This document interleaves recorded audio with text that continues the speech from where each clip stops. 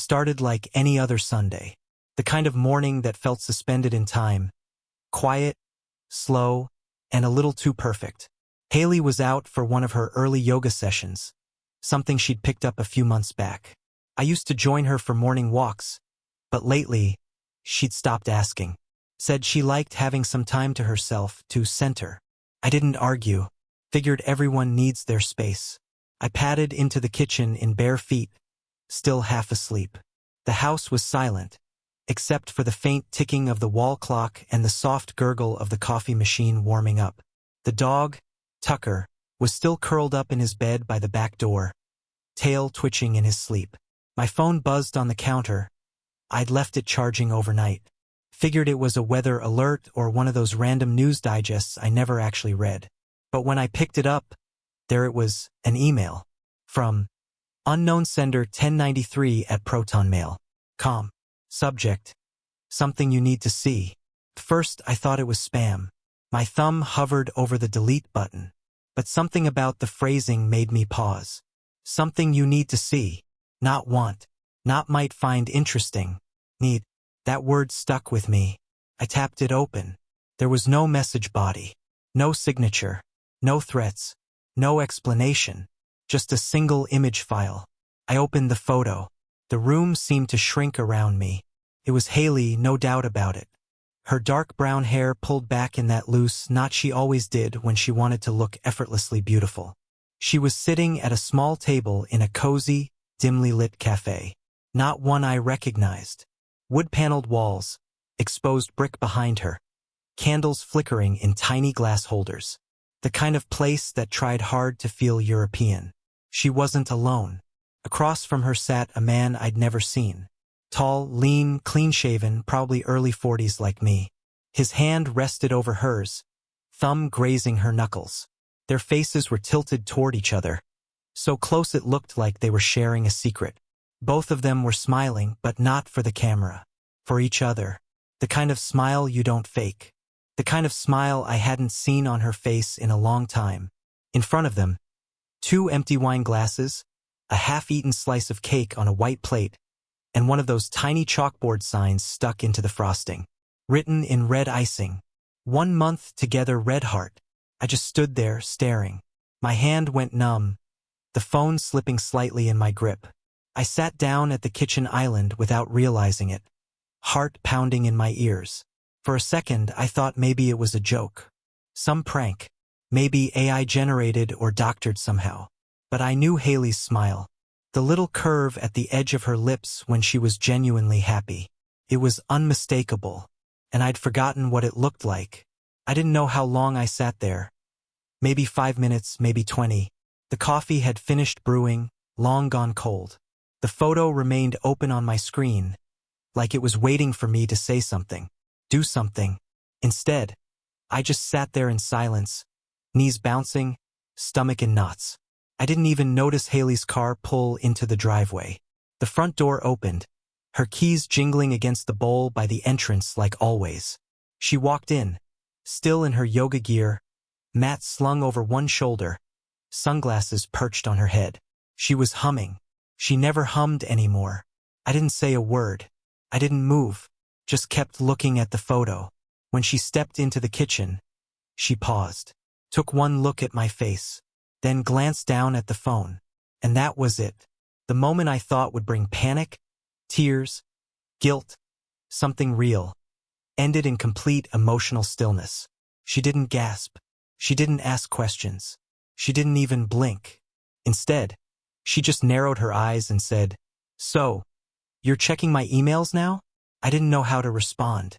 My throat felt tight, like I'd swallowed sand. "It was in my inbox," I said, my voice low. She took a step closer, arms crossing. "That's still an invasion of privacy." I blinked. "What?" Haley shrugged, her tone almost casual. "You went through my stuff, John." I shook my head in disbelief. I didn't go through anything. It was sent to me. I didn't even know that email address existed until 5 minutes ago. Her eyes stayed locked on mine for a few more seconds before she looked away, exhaling sharply through her nose. "That man is a client. You've seriously let your paranoia get the best of you." My voice cracked a little. A client who takes you to wine bars and celebrates an anniversary? Her posture stiffened. It was a joke. Just a team thing. You don't understand my world, John. I stood up, my hands flat on the counter. Then explain it to me. Help me understand what I'm looking at. She didn't. She walked past me instead, grabbing a bottle of water from the fridge like nothing was wrong. Like I hadn't just watched everything I thought I knew collapse under its own weight. You've been distant for months, she said, almost too calmly. I've been holding everything together while you've coasted. Maybe if you were more present, you'd know what that photo really means. It was like she had turned it all around in real time. My discovery became my betrayal. My hurt became her evidence. I watched her disappear down the hallway, the door to the bedroom closing behind her with a soft but firm click. I stood alone in the kitchen for a long time, the silence deafening. And that's when I knew. Something between us had broken long before the photo ever arrived. I didn't say much for the rest of that day. I don't think I could have, even if I wanted to. I went through the motions. Emptied the dishwasher, walked Tucker, answered a few work emails I barely read. But mentally, I was somewhere else. Felt like I was moving underwater. Everything was too quiet, too distant. I caught myself just staring at things. The wall, my coffee cup, the framed photo of Haley and me from a trip to Asheville 3 years ago. The one where she's got her hand on my chest, laughing at something I can't even remember. We looked happy in that picture. I used to believe we were. But now I was rewinding everything. Every conversation, every excuse, every moment I'd brushed something off as nothing, because suddenly, none of it felt like nothing. The late work nights that came out of nowhere, usually with a vague explanation like client dinner or project deadline. The ones that had become more frequent, more abrupt. She'd stopped texting me from them. No check-ins. No photos of her fancy drinks or passive-aggressive pictures of boring food like she used to send. Just silence. And her laptop. God, how had I not noticed it before? It used to live on the coffee table, open and idle, like a shared portal into our lives. Lately, it went everywhere with her. Kitchen, bathroom. Even when we watched TV, she kept it on her lap, one hand hovering just close enough to snap the lid shut if I glanced over. I remember asking once if she needed help installing updates. Something benign. She said she had it covered and changed the subject so fast it left me dizzy. Then there was the tablet. Our shared iPad that we mostly used for streaming or checking recipes. One morning, I opened it up to check a bookmarked video on sourdough starters and noticed everything was wiped, Messenger, WhatsApp, even the browser history. I asked her about it, and she smiled, said she was decluttering, called it digital minimalism. I believed her. I wanted to believe her. And the clothes. That night 2 weeks ago suddenly came back in full color. She told me she had a networking dinner, just colleagues and a visiting rep from another firm. She left the house in a black dress I'd never seen before. Something elegant, subtle but unmistakably flattering. When I complimented her, she smiled, but it didn't reach her eyes. The makeup, the perfume, it was like she was auditioning for someone. And it wasn't me. She came home around midnight, heels in hand, hair tousled like she'd just stepped off a rooftop. I asked how dinner was. She said fine. That was it. I kissed her on the cheek and tasted something bitter. Wine maybe. Lipstick smudged on a hand towel the next morning. Deep red. When I held it up, she laughed and said she'd dropped a lipstick tube. There was no tube in the bathroom trash. But I didn't push it. Why would I? Because we were married. Because trust wasn't supposed to be something I needed to confirm. It was supposed to just be there. I could see it all so clearly now, like puzzle pieces falling into place, forming a picture I didn't want to see.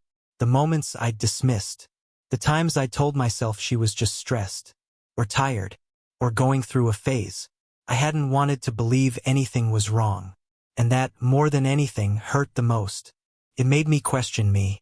How long had I been pretending not to notice? It's easy to make excuses when you love someone. Easy to lie to yourself. I told myself she was busy, that work was just consuming her. I gave her space, didn't pry, didn't ask too many questions. Because that's what respectful partners do. right? You don't smother. You don't assume. You trust. But trust isn't just a promise. It's a contract. One that breaks without a sound. And that photo didn't start anything. Finished it. What haunted me wasn't just her holding someone else's hand. It was the ease in her expression. Like she wasn't hiding anything at all. Like whatever they had wasn't a secret between them. Just from me.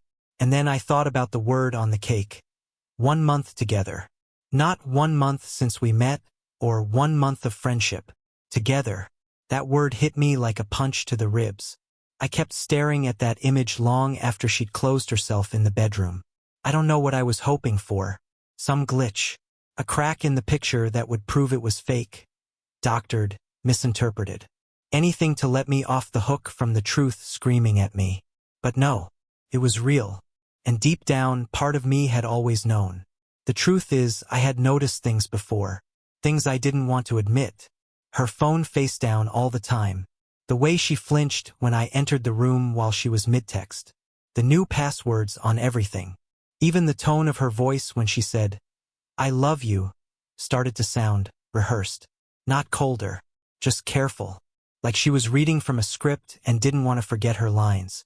And yet, somehow, I thought maybe if I just kept showing up, kept being steady, kind, present, that we'd get through whatever this was. That she'd come back around. But now I wasn't so sure she'd ever left him. I sat outside on the porch that evening, watching the sky bleed from orange to purple. Tucker rested his head on my foot like he could sense something was wrong. I sipped the same cold coffee from earlier, and for the first time in weeks, I let myself feel it. Not anger. Not even betrayal. Just stupid. Like I'd been playing a game I didn't realize I'd already lost. She came out around 8:30, wrapped in a blanket, sat on the other end of the porch swing without saying a word. The silence between us was the loudest thing I'd heard all day. She didn't ask if I was okay. Didn't bring up the photo. Didn't say anything. Eventually, she stood and went back inside. And I stayed there long after the stars came out, trying to remember when I stopped being her husband and started being just background noise. 2 days passed. We barely spoke. She acted like the photo didn't exist. As if by refusing to acknowledge it, she could erase it. Like it was a wrinkle in time that could be smoothed out by silence. And maybe if I'd been someone else, that might have worked. But I wasn't that naive anymore. I kept playing it cool, kept the routine. Woke up, walked Tucker, made coffee, read the news I couldn't focus on. I responded to emails, took calls, pretended to care. Meanwhile, every time Haley left the room, I found myself watching her more carefully. I didn't want to be suspicious. I hated being that guy. But there was no denying what I'd seen. I was no longer questioning whether something was going on. I was just waiting for her to slip up again. The waiting didn't take long. It happened on a Wednesday morning. She was in the shower. The bathroom door was slightly ajar, steam curling into the hallway.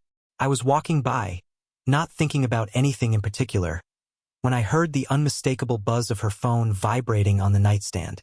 A second buzz followed. Then a third. I paused. She usually kept her phone locked tighter than Fort Knox, and even the sound settings were always on silent. This time, for whatever reason, maybe a mistake, maybe arrogance, it wasn't. And the screen lit up as I turned to look. There it was. A message preview from a number not saved to her contacts. Can't stop thinking about you. Last night was. That's all it showed before it cut off. I didn't move for a second. My heartbeat thudded in my ears. I wasn't expecting it. Not then, not like that. I thought I was prepared, but it still hit me like a gut punch. I took a deep breath, stepped closer, and picked up her phone. No lock screen, no facial ID prompt, just her background photo, one of us from years ago laughing in the snow, back when things were still real. Suddenly looked like a cruel joke. The full message popped in as I stared. Can't stop thinking about you. Last night was everything. Hotel room again next week? Same place? I felt my hand shake. Just a little. Not from rage. From something colder. Confirmation. I didn't scroll. Didn't need to. I snapped a photo of the screen with my own phone, capturing the name, the number, the timestamp. then gently placed her phone back where it had been. The buzz from the shower was still going. She was humming, that same breezy, relaxed tone like nothing was wrong. I sat down on the edge of the bed and stared at the wall. There was no more room for doubt. No space left for possibility. This wasn't a misunderstanding or a one-time thing. This was planned, repeated, familiar. They had a routine, place. I was the stranger in my own marriage. What I felt wasn't rage. Not yet. It was colder than that. Numb. My breath came out slow and steady, and I realized I wasn't even surprised. Not really. What shocked me more was how easy it had been to catch. I hadn't gone through her phone, hadn't snooped. It had practically landed in my lap. The universe didn't need me to dig. It wanted me to know. That night I said nothing. She acted normal, talked about some new project at work, asked if I wanted to try that vegan place she'd mentioned last month, said she'd make reservations for the weekend. Her face didn't betray a thing. She was good. I give her that. But not that good. I watched her move around the kitchen like it was just another day, and I wondered how many times she'd stood in that exact spot, smiling at me, while texting him under the counter. How many times she'd left our house with my goodbye kiss still on her cheek and his scent waiting for her somewhere else.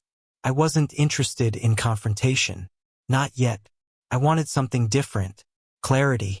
The next day, I spent my lunch break in the car, parked in the corner of a strip mall lot, making calls.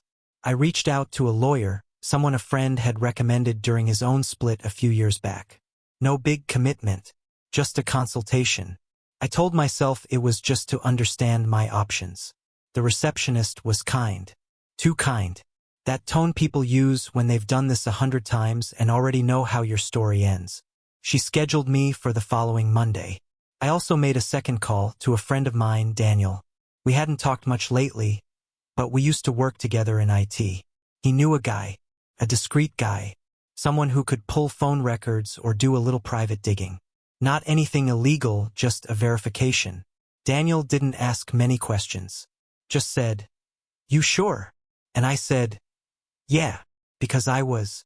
That evening, I came home to find Haley lighting candles in the dining room. She'd made dinner, one of her specialties, mushroom risotto with a side of arugula salad and a bottle of red we'd been saving. She smiled when I walked in, like it was 2019 again. "Felt like cooking tonight," she said. "We haven't done this in a while." I almost laughed. Instead, I set the table. We sat across from each other, the flickering candles casting soft shadows on her face.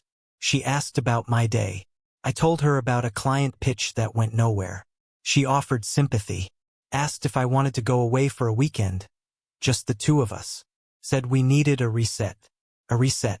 I stared at her, and for a split second, I wondered how far she was willing to go. Did she think she could rewrite this? Did she think a weekend away would erase a month of lies? Or was this part of the act?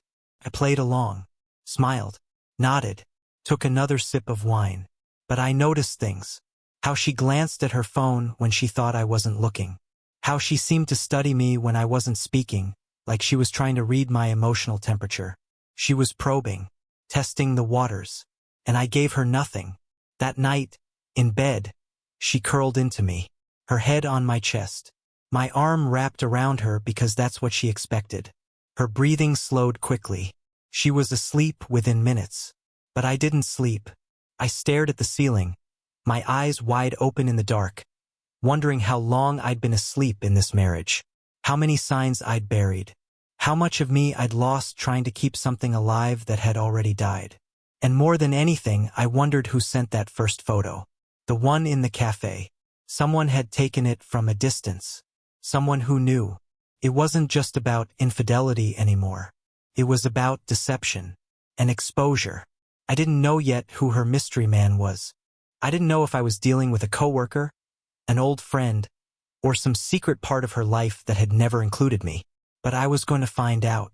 I had evidence now. Not just a photo, but a pattern, a message, a truth. She may have rewritten our story for someone else.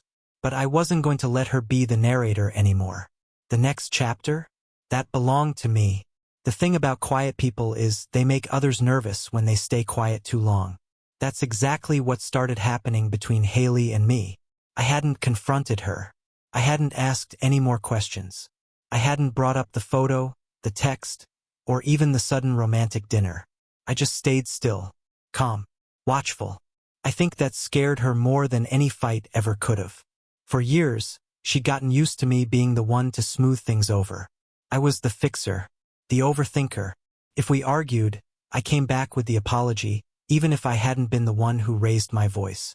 I was the guy who hated tension in the house, who believed marriage was mostly about bending, adapting, compromising. But now I wasn't bending. I wasn't talking. I was just there. And that made her panic. It started subtly. The first shift came the next morning, when I found an article printed out and left neatly on the kitchen counter. Not folded, not hidden, just placed there like it belonged. When emotional distance creeps in, how to reconnect with your spouse. I didn't say anything, just pushed it aside, made my coffee, and walked out the door. The next day there was another one. This one was under my coffee mug. How to know if you're controlling your partner without realizing it. It wasn't subtle anymore. I could feel her narrative forming, one sheet of printer paper at a time. This wasn't about her and the messages. This was about me, about my controlling behavior, my emotional detachment, my supposed inability to handle her ambition. She was rewriting the story, and this time she wanted me to play the villain. By Thursday night, she brought it up directly. We were sitting in the living room. I was on my laptop, answering work emails I wasn't actually reading, and she was pretending to scroll through her phone. "John," she said suddenly, "can we talk?" I looked up. "Sure." She set her phone down and shifted toward me, tucking one leg beneath her. "I feel like things have been tense between us. And I just want to say, if I've made you feel like you can't talk to me, I'm sorry." I blinked. That wasn't what I expected. Then came the pivot. "But I've also been doing a lot of reading," she continued. "And I think we need to take a serious look at how we've been communicating. How you communicate. I mean, honestly, you've been so closed off lately. I never know what you're thinking." I nodded. "Okay." Her brow furrowed. "Okay. Yeah," I said. "I hear you." I didn't give her anything else. She shifted again, unsettled. "Do you even want to fix things?" I closed my laptop slowly and set it aside. "Do you?" Her mouth opened, but no sound came out at first. Then she straightened her back.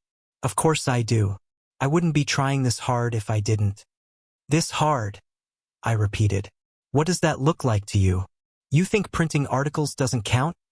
she said, the defensive edge creeping back into her voice. "Trying to understand you better? Trying to figure out what the hell happened to us?" I gave a quiet laugh, not mocking, just tired. "You really think the problem is that I've been distant?" She hesitated. "Well, yeah, I do. You've been emotionally unavailable for months." That was her play. Emotional neglect. The fallback strategy. If I wasn't angry, if I didn't accuse her, she could accuse me instead. Take control of the narrative before I had a chance to steer it. But I wasn't playing that game. "I hear you," I said again, and stood to take my coffee mug to the kitchen. Behind me, I could feel her frustration simmering. She wanted me to fight, to explode, to give her a moment she could point back to and say, "See, that's why I did what I did." But I didn't. That silence, that refusal to rise to her bait. It shook her more than I expected. By the weekend, she ramped things up. I came home Saturday afternoon to find our dining table turned into what looked like a marriage counselor's waiting room. Books were laid out in piles. The 7 Principles for Making Marriage Work, Hold Me Tight, Nonviolent Communication. Some had bookmarks. Some had tabs. A few had highlighted sections with post-it notes. It looked curated, deliberately staged, like a photo shoot for a self-help blog. She stood beside it, arms folded. "I've been doing the work," she said. "I've been trying." I looked around the room. The table, the books, the intentional neatness of it all. "I can see that," I said. "Can you at least meet me halfway?" she asked, exasperated. "Can we go to counseling or something?" You're acting like you've already checked out. I met her eyes for the first time in what felt like days. When did you check out, Haley? That caught her off guard. She blinked. What? You're talking about counseling like it's some kind of damage control. Like it can undo something that's already broken. But we haven't talked about what broke it yet. We haven't even named it. She looked like she wanted to cry, but there were no tears. Do you want to fix this or not? She asked, voice shaking. I paused. Let the silence stretch. I want the truth, I said. That's all I've ever wanted. Her eyes narrowed just slightly. I've already told you the truth. No, I said. You've told me versions. And every version avoids the same thing. She crossed her arms again, jaw tightening. I'm not going to sit here and be accused of something I didn't do. Good, I said, because I haven't accused you of anything. And that was the problem. She knew I wasn't bluffing. She knew I was sitting on something. The control was slipping. That night, she called my sister. I found out the next morning when Kate sent me a text that read, Hey, just got off the phone with Haley. Are you okay? I called her back, and she told me everything. How Haley said I'd been distant, cold, controlling, that I'd accused her of things, gone through her phone, started acting paranoid, that I was emotionally unstable. My sister asked gently if it was true. I told her it wasn't, that the truth would come out soon enough. To her credit, she didn't press. Just said, whatever's happening, I've got your back. That meant more than I could say. Later that day, I saw Haley at her desk, video chatting with someone I didn't recognize. The sound was off, but the body language was familiar, performative. She was leaning into the camera, voice animated, expression wide-eyed and fragile. The moment she saw me watching from the hallway, she minimized the window. Then, that evening, the texts started. Friends, acquaintances, people we hadn't heard from in months. Hey, just checking in. Everything okay? Haley mentioned things have been rough. Let me know if you ever want to talk. It was happening. She was building her support network, assembling her defense. Before I could speak my truth, she wanted to tell everyone hers. Only this time it wasn't working, because I wasn't giving her the material. I wasn't yelling. I wasn't making scenes. I wasn't lashing out or chasing her down for answers.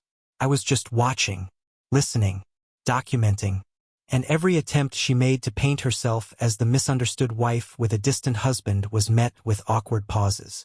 No one knew what to say because this version of me, quiet, composed, deliberate, didn't fit her story. And that scared her, because Haley had always been good at controlling the narrative. Until now. By the time the third friend reached out with some variation of, I heard you've been going through something, it was obvious. Haley was in damage control mode. I didn't respond to most of them. Couple I thanked for checking in and left it at that. They didn't press. Because the thing is, when someone you've known for years suddenly starts defending themselves before you've even said anything, it doesn't take long for people to wonder. Why are you trying so hard to look innocent if no one's accusing you? Haley had always known how to bend a story just enough to stay in control. When her old job soured, she wasn't let go. She'd outgrown it. When she forgot her friend's birthday, it wasn't neglect. It was an emotional bandwidth issue. She framed everything so she always came out just a little bruised, but never the one holding the hammer. And now she was doing the same thing with me. Except this time it wasn't working. She tried my sister first, which was bold. Kate and I have never been the confessional kind. We're not texting each other emotional monologues or crying over wine together. But she knows me. She knows how I operate. And more importantly, she knows I don't explode. If I'm mad, I go quiet. If I'm hurt, I go still. The last thing I do is start some campaign of emotional tyranny. So when Haley tried to play the he's shutting me out and making me feel unsafe card, Kate just said, that doesn't sound like him, and left it there. I could tell it rattled Haley. She didn't expect anyone to push back, especially not gently. Next, she reached out to two of our mutual friends, Ian and Liz, who we used to double date with. She called Liz first, probably thinking she'd find more sympathy there. And to her credit, Liz played neutral. She listened, asked questions. But later, Ian sent me a text. "Everything okay on your end?" Liz said Haley called, but it sounded like she was leaving a lot out. That's when I knew something had shifted. People weren't rushing to defend her this time. And it wasn't because they didn't like her. They did. Haley was magnetic in a crowd. Quick-witted, confident, disarming. But in the days that followed, her tone changed. She wasn't presenting herself as the composed professional who married a man who couldn't keep up with her anymore. That version hadn't gained traction. So now, she was the misunderstood woman crushed under the weight of her husband's silent punishments. She wasn't the one who cheated. She was the one being emotionally abused. At least that's what she wanted them to believe. She started leaving brochures around the house. Resources on narcissistic withdrawal and marital gaslighting. At first, I thought they were part of her performance, props like the therapy books from earlier. But the pages were dog-eared, underlined. She'd highlighted terms like emotional suppression and passive aggression. I don't even think she knew what those words meant in context. She just knew they sounded like the kind of thing people rally around. Then she tried another angle. One morning, I walked into the kitchen and found a printed checklist taped to the refrigerator. Signs you're being controlled in a relationship. It listed things like, your partner withholds affection when upset. Your partner avoids discussing emotions. Your partner makes you feel guilty for needing space.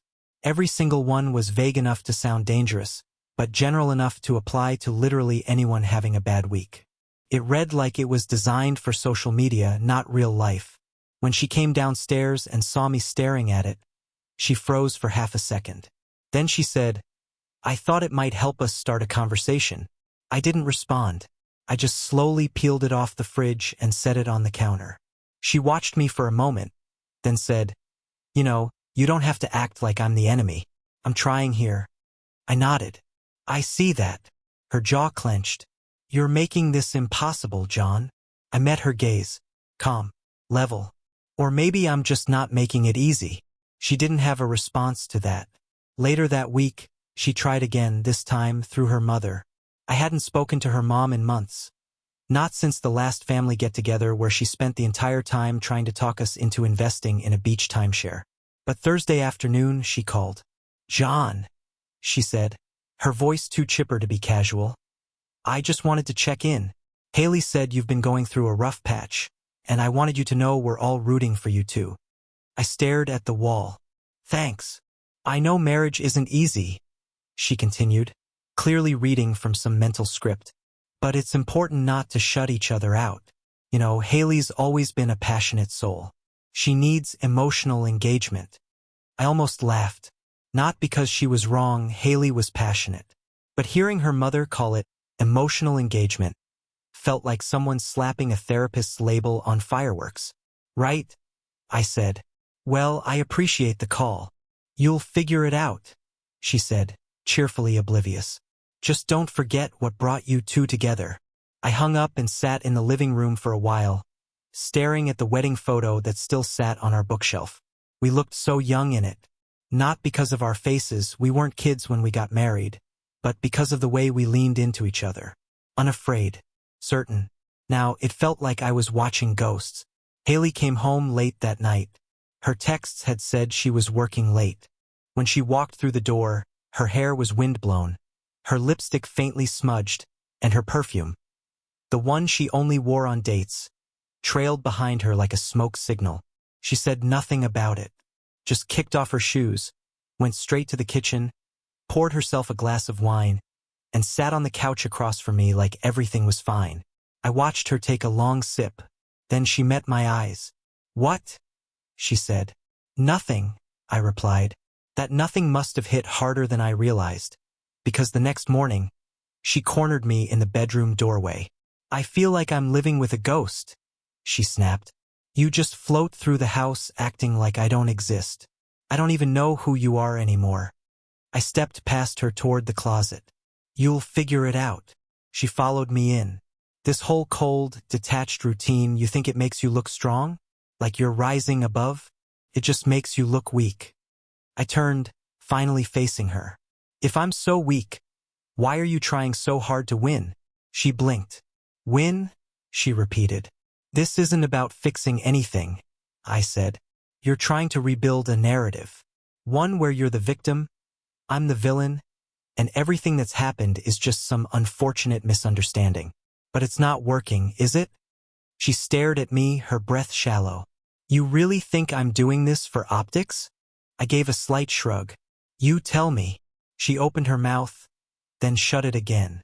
For a moment her face cracked. Not with guilt, not with grief, with panic. Because for the first time, she realized her version of the story wasn't sticking. People weren't rushing to her defense. Friends were pulling back. I wasn't playing the role she needed. She had built a script, and now the audience was silent. And there, in that quiet, she looked more shaken than I'd ever seen her.